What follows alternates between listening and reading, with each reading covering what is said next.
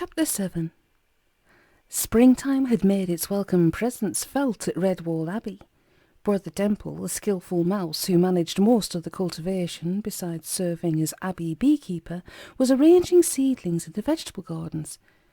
Every beast knew that Demple possessed a knowledge of the earth and an unsurpassed talent for growing things. Hither Jem was helping Demple to bed and water the tiny plants.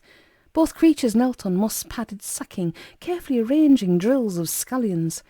The abbey gardener watched Jem, nodding approvingly at the old hedgehog's work. "You like doing this, don't you, friend?" Wiping soil from his trowel, Jem straightened his back. "Indeed I do, brother. I often think I'd have done better as a gardener, instead of being a poor horse rover. Tell me, why have you kept some of these scallion sprigs back instead of planting them all at once?" Demple bedded another seedling in, covering its delicate roots. "Because they'd all grow at once, and we'd have a wonderfully useless bumper harvest.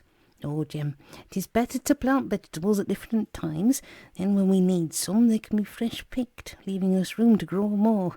Otherwise our storerooms would be overfilled." He waved a paw across the vegetable gardens.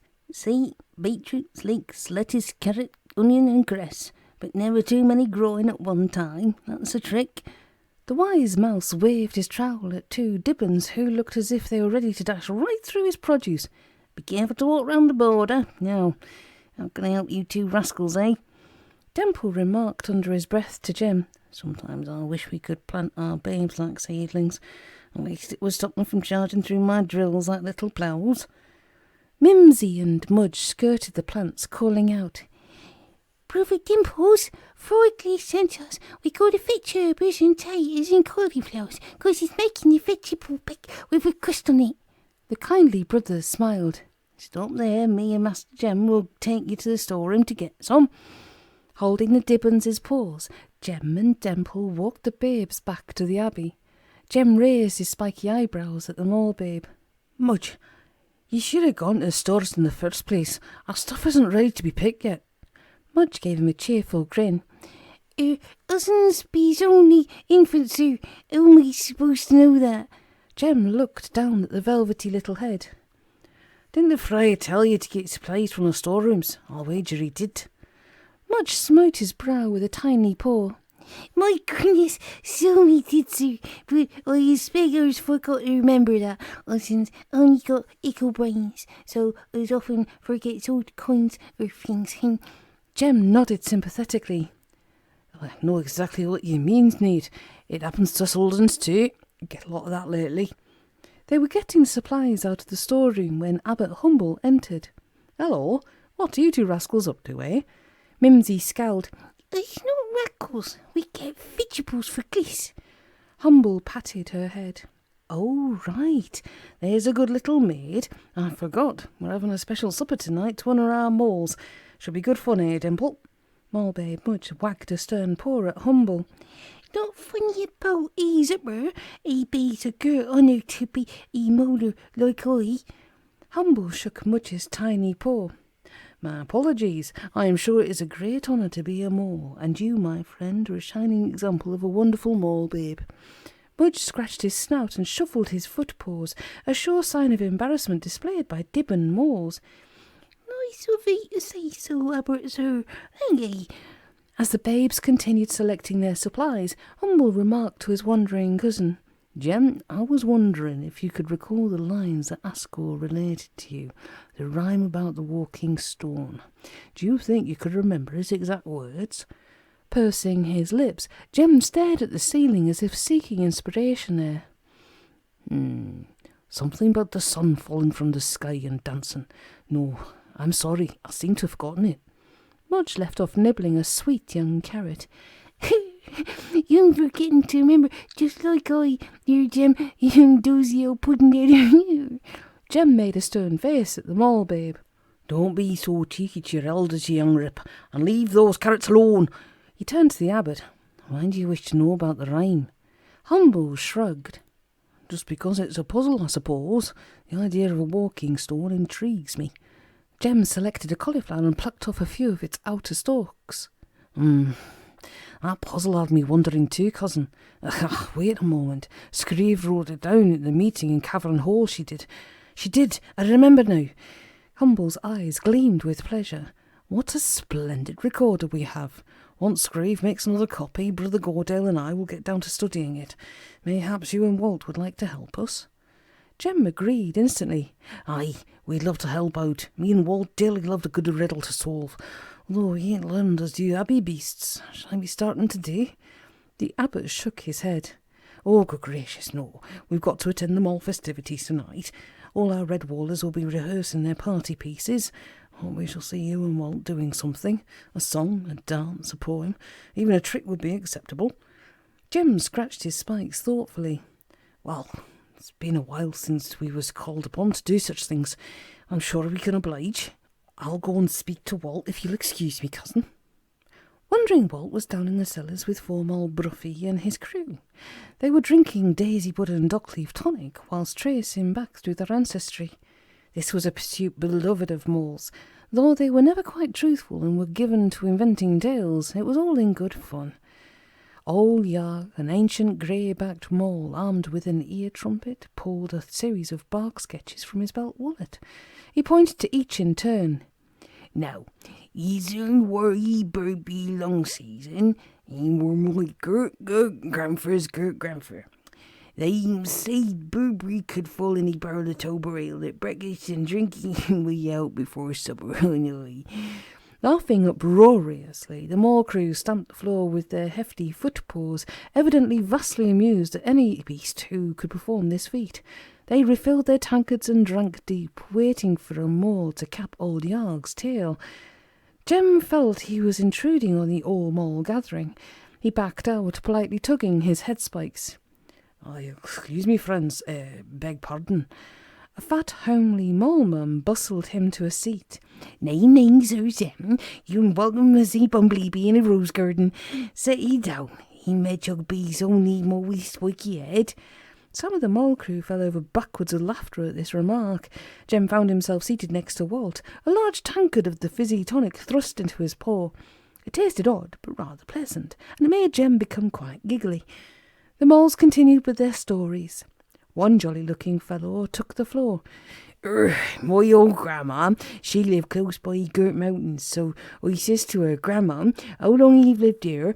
And she said, since your mountain beat only little hill. I just woke up one morning and it grew during the night. The moles were now in paroxysms of laughter, rolling about on the floor and gripping their sides. Jem giggled helplessly, even though most of what was being said went right over his head. Clearly the jolly atmosphere was having a marked effect on him. Walt tapped his friend's shoulder. Be's you wantin' to see I, Jem? Wiping away mirthful tears, the hedgehog managed to control himself. Aye, Walt, my cousin the abbot wants to know if you and I'd like to help him and Goddale solve that puzzle Ascot gave us. But not tonight. We'll do it tomorrow. Walt nodded vigorously. Boy Yoki and Will, Jem. Will's been fond of wrigglers and puzzlers. Satisfied that his friend was willing to lend assistance, Jem withdrew from the cellars, leaving them all crew to their yarn-telling. As he went out the door, he heard Walt setting up more gales of merriment with his contribution. Your mute knows my mate, old Jem, but he ain't got a cousin whom be's his father. Giggling and chuckling, Jem made his way to the room that he and Walt had been allotted for their stay at the Abbey. The travelling hedgehog, fond of any sort of party, was eagerly looking forward to the evening's event. Jem sorted through his belongings to choose something appropriate for the festivities. After the long time he'd spent wandering with only Walt for company, this celebration with so many of his Redwaller friends was very welcome. That evening, Burlop Salahog and Sister Armel stood guarding the door to Cavern Hall. It was to remain closed until formal Bruffy gave the word. A line formed along the corridor and down the stairs. Redwallers accompanying Dippins, all dressed in their festive best, waited, though not too patiently. There were cheers as Abbot Humble came down the stairs with his cousin Jem. Humble was garbed in a pale green habit, girdled with a thick, cream-hued cord. Jem had on a red tunic and a short cape of blue, silky fabric. Every beast shuffled sideways to make way for them. Humble solemnly tapped 3 times upon the door. Formal's voice sounded from within. Bees are knocking in this there door. Be ye a molar? The abbot answered as custom required. No more am I, but a Redwall the true, father of this abbey. I am come here with my friends, good creatures all. We're here to honour our trusty moles. Opening the door wide, Foremal Bruffy stood on the threshold. He had on a flowing cloak of rich brown velvet, and a crown fashioned from buttercups, daisies, and pale blue milkwort. In his right paw he bore a wand of willow branch with fuzzy catkins growing from it. Smiling from ear to ear, the mole chieftain intoned a traditional poem. Your bees my and your bees my poor, welcome and enter through this door. Friends of nae, bees friends of mine, as all have eager o' time. The Redwallers flooded into Cavern Hall, which was lit by coloured lanterns and decorated with spring flowers and streamers of coloured ferns. Moss-padded wall ledges provided seating all around. 3 long tables were placed in an open square to leave room for the performers. A barrel of last summer's strawberry fizz was on tap, along with October ale, pale cider and rose-hip cordial. The food was mainly good, solid mall fare. Deeper than ever, turnip and tater and beetroot pie, leek and celery soup, spring salads and several enormous cheese-crusted loaves stuffed with chopped hazelnuts and mushrooms. For dessert there were inevitable mounds of honey moles, bowls of candied chestnuts, and a huge dark fruit cake decorated with preserved plums and damsons. No sooner was the supper served than the entertainment commenced. To the music of flutes, tiny drums, and a peculiar instrument called a mulcordion, the small band struck up a paw-tapping family quadrille. 2 rings were formed, the outer one by mulmums and grandmums, the inner one by dibbons holding sticks. The elders began sticking out first their right, then their left footpaws, whooping and whirling around in a clockwise circle. The dibbons circled in the opposite direction, their little faces concentrating seriously as they tapped the floor skillfully between the elders' footpaws. The sound of tap-tap-tap, rap-rap-rap resounded as the pace sped up. Gruff whoops and infant giggles rang out, the sticks missing footpaws by a hair's breadth. Clapping in time to the dance, a group of fine bass and baritone moles began singing. I praise her don't fit my paw, for if any do it will be sore. Thumpy stick down on the floor and uns'll be harpy. Rumpety turn, oh rumpety turn, moles be having so much fun. No ickle un will strike its mum, 'cause Hain loves them so girtly. Twice more they danced, each time tapping and rapping more rapidly until the sticks and paws moved in a blur. The entire ensemble took a bow to hearty applause. Then there were calls for a time-honoured request. Formo, do the poem with Abbot Humble, do the poem. Humble and Bruffy, both modest creatures, were coaxed out onto the floor, shaking their heads and protesting. Oh no, please, surely you don't want to hear that old thing, do you?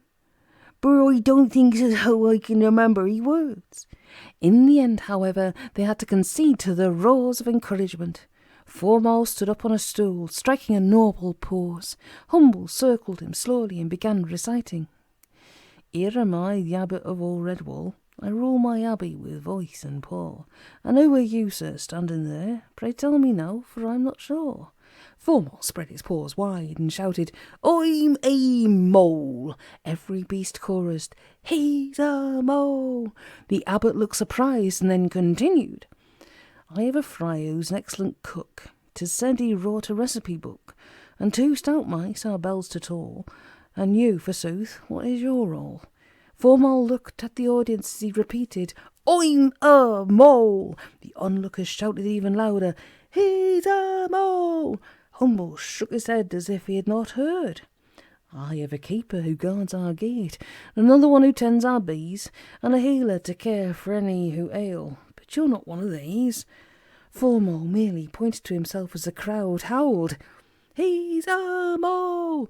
The abbot scratched his head spikes and looked bemused. We've a cellar hog who brews our drink, and a recorder with both quill and ink, and guards who pay us our abbey wall. So what do you tell me all? Foremal smiled at his audience, who rose to their paws with a deafening roar. He's a mole! Before the abbot could reply, Foremal Bruffy held up his paw commandingly. Silence, apart from stifled giggles, fell.